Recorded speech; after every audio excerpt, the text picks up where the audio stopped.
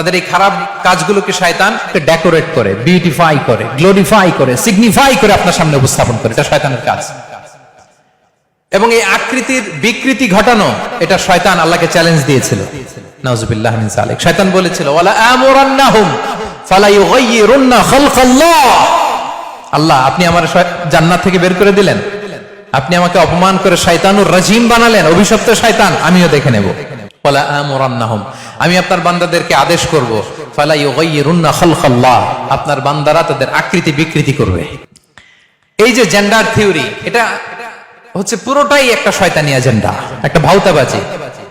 Gender ইস্যুটা এটা completely binary, হয় নারী নয় পুরুষ।